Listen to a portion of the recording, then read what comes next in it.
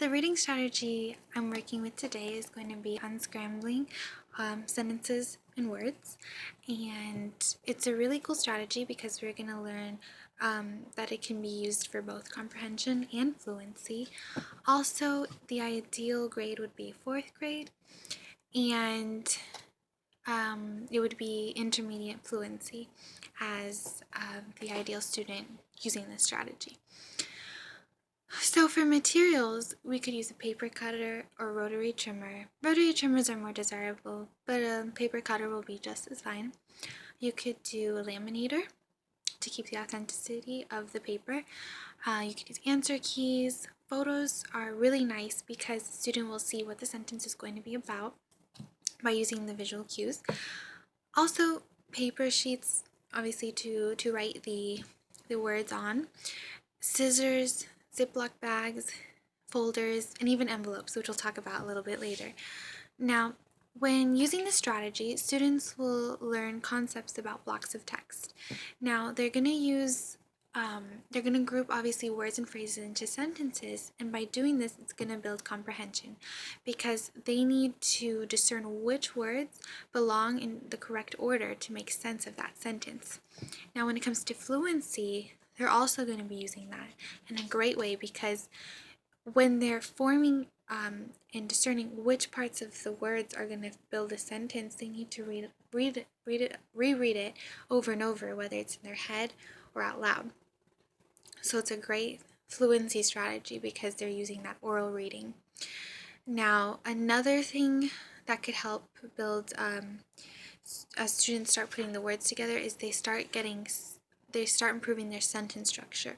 So as they're doing that, they're learning where punctuation goes, they're learning capitalization. In the example I'm going to show you, I put some words without capitalization so that the student will have to discern where that capital should be.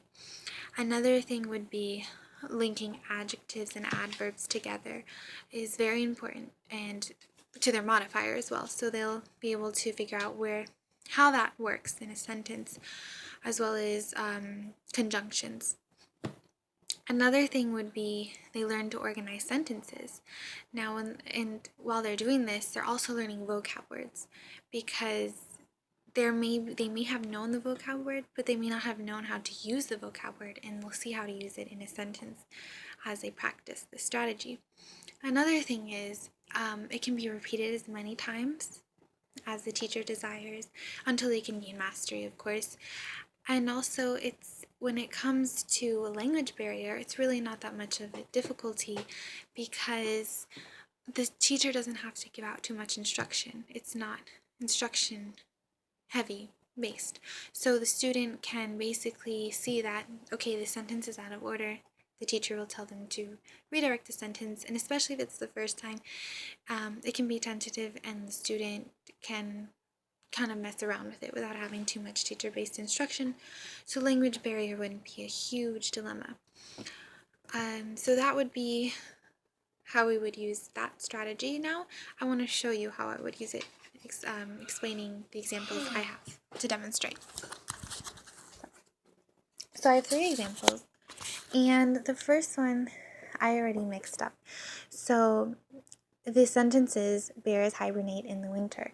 Now the student will be able to see that bears is capitalized, so they may be able to put that as the first word without even needing to know or comprehend. But then bears,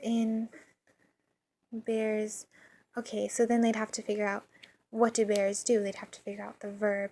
So it's really a lot of fluency and comprehension in which they're really learning how to read and comprehend how to put this together in the winter. And if you'll notice, I also added the period at the end, so the student will be able to discern, okay, that's the end. Now, as we get into the deeper levels of it, you can see pollution is hurting the environment.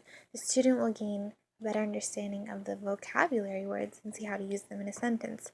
So they'll learn, for example, pollution and environment.